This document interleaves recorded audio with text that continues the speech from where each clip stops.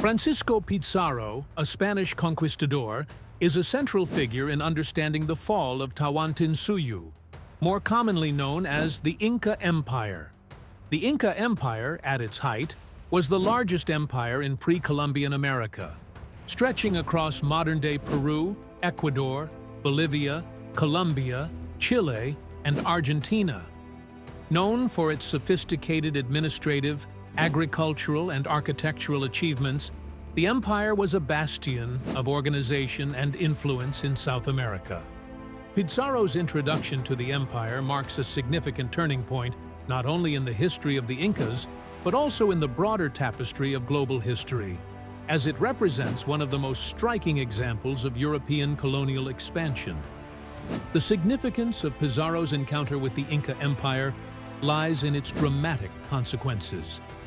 The eventual downfall of a once powerful empire, the vast transfer of wealth to Europe, and the profound cultural and demographic shifts that ensued.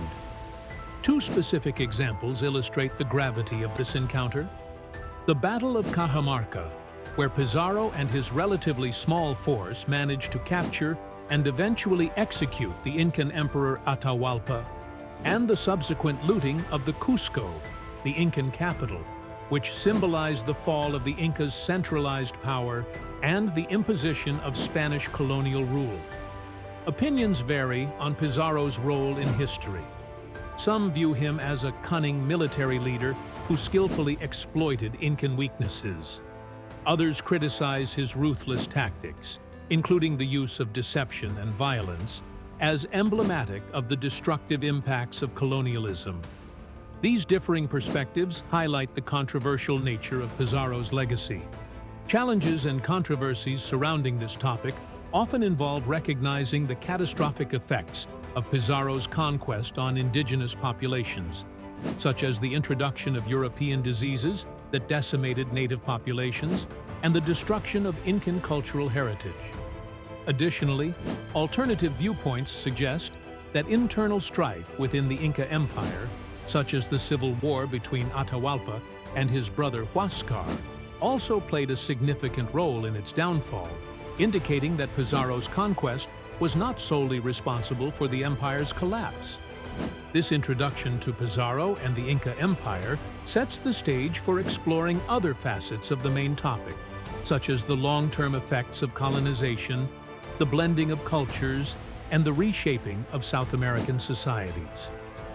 Pizarro's actions not only sealed the fate of the Inca Empire, but also influenced the future of European and indigenous interactions in the New World, shaping the cultural and historical landscape for centuries to come. The heading, Expansion and Strength of Tawantinsuyu, introduces the concept of the growth and consolidation of the Inca Empire, known as Tawantinsuyu, which was the largest empire in pre-Columbian America.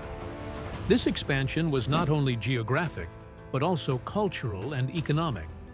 Tawantinsuyu, at its peak in the early 16th century, stretched from modern-day Colombia to Chile, encompassing a vast array of ecosystems and cultures. The empire's strength lay in its sophisticated administrative system, advanced agricultural practices, and a complex network of roads and communication channels which facilitated control over its vast territories. Understanding the expansion and strength of Tawantinsuyu is essential in the context of Pizarro and the fall of Tawantinsuyu because it sets the stage for the encounter between the Incas and the Spanish conquistadors. The Incas' administrative prowess and logistical achievements highlight a significant civilization that was unprecedented in South America. Examples that underscore this strength include their terraced farming techniques, which maximized agricultural productivity in challenging Andean environments, and the Capacñan, an extensive and interconnected road system that symbolized imperial vitality and cohesion. Supporters of the notion of Inca strength argue that their infrastructure and social organization were highly innovative and rivaled those of contemporary European societies. This organization allowed them to maintain control over diverse peoples and regions, ensuring a degree of social harmony and economic prosperity. However, the empire's expansion and strength also invited challenges and controversies. The centralized nature of Inca rule made their administration susceptible to internal strife and power struggles, particularly during periods of leadership transition. Additionally, some argue that the empire's rapid expansion overstretched its resources, making it vulnerable to external threats like the arrival of Spanish forces. The Inca reliance on a single, powerful leader also meant that destabilization and incapacitation at the top could lead to systemic collapse. The expansion and strength of Tawantinsuyu directly influenced the broader narrative of its downfall. The empire's size and complexity, which were once its greatest assets, became liabilities as Pizarro and his men exploited existing tensions and outmaneuvered the Incas. The resilience of the Inca infrastructure and societal organization also sheds light on the challenges faced by the Spanish in consolidating control. Understanding the rise and organization of Tawantinsuyu provides key insights into why its fall was not only a pivotal moment in South American history, but also a dramatic encounter between two vastly different worlds. The initial encounters between Francisco Pizarro and the Incas mark a pivotal moment in the history of South America, setting the stage for the fall of the vast Incan Empire, also known as Tawantinsuyu. This initial interaction occurred in 1532, when Pizarro, a Spanish conquistador, first came face-to-face with the Incan ruler Atahualpa in the highlands of Peru at Cajamarca. At its core, this encounter represents the dramatic clash between two distinct civilizations, European and indigenous, and embodies the broader themes of conquest, colonization, and cultural upheaval. The significance of these encounters cannot be overstated. They not only foreshadowed the collapse of one of the most sophisticated indigenous empires of the Americas, but also exemplified the rapid expansion and dominance of European powers in the New World. Through a combination of strategic cunning, technological superiority in weapons, and the spread of Old World diseases, Pizarro and his men were able to capture Atahualpa, leading to a dramatic shift in power. The capture and subsequent execution of Atahualpa, despite a large ransom of gold and silver being paid for his release, highlighted the ruthless and opportunistic tactics of the conquistadors. Several real-world examples illustrate the nuances of this encounter.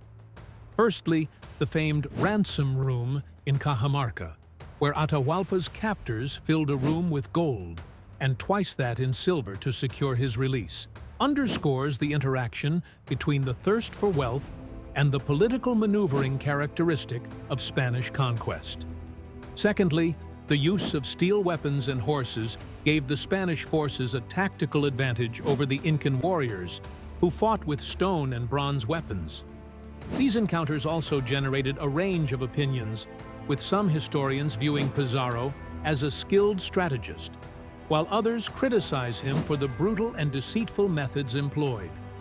Controversies arise around the ethical implications of Pizarro's actions and the long-term consequences for indigenous populations. Some argue that the Incas, unfamiliar with European warfare and diplomacy, were victims of a historical inevitability where superior technology and strategic deception determined the outcome. Others suggest that Pizarro's methods were no different from the survival tactics found in any conflict during that era. These initial encounters directly influenced subsequent interactions and the systematic dismantling of Incan societal structures. They foreshadowed further exploitation and colonization in the Americas, illustrating the profound and lasting impact of European imperialism on indigenous cultures. Understanding this point sheds light on the broader themes of cultural exchange and domination that pervade the story of Pizarro and the fall of Tawantinsuyu. In exploring the strategies and tactics of conquest employed by Francisco Pizarro during the fall of Tawantinsuyu, it is pertinent to understand the blend of military strategy, psychological warfare, and opportunistic diplomacy that defined this historical episode. These tactics were not just physical maneuvers on the battlefield, but carefully orchestrated plans that leveraged technology, cunning, and the exploitation of internal divisions within the Inca Empire. The significance of these strategies cannot be overstated, as they played a crucial role in the rapid and relatively small-scale military conquest of a vast and sophisticated empire. The Incas, despite their formidable army and administrative prowess, found themselves unprepared for the foreign tactics and technology brought by Pizarro and his men. Two prime examples illustrate these strategies effectively. First, Pizarro's bold capture of the Inca Emperor Atahualpa during the Battle of Cajamarca in 1532 epitomizes the blend of surprise and military technology, specifically the use of horses and firearms that outmatched the Incas' numerical superiority. This tactic of capturing the opponent's leader disrupted Inca command and control, leading to confusion and demoralization within the ranks. Second, Pizarro's strategy of forging alliances with local tribes who were disillusioned with Inca rule highlights how he exploited existing discontent within the empire. By presenting themselves as liberators, the Spanish managed to increase their numbers with local forces, further weakening the Incas' ability to resist. However, these conquest strategies also invite controversy and differing viewpoints. Some scholars argue that Pizarro's success was due more to the catastrophic impact of European diseases such as smallpox, which preceded the conquest and decimated the native population, than to his tactical brilliance. This viewpoint suggests that biological factors played a more pivotal role than traditionally acknowledged. The strategies and tactics employed by Pizarro directly tie into broader themes of European colonialism and its impact on indigenous populations. They underscore the disruptive influence of European intervention in the Americas and foreshadow the widespread changes that would follow across the continent. These tactics also influenced discussions on the moral implications of conquest and colonization, challenging us to ponder the human cost of such historical episodes. Thus, this aspect of the topic reveals the complex interplay of factors that led to the fall of Tawantinsuyu, highlighting how Pizarro's strategies were only one piece of a much larger puzzle in the conquest of the Americas.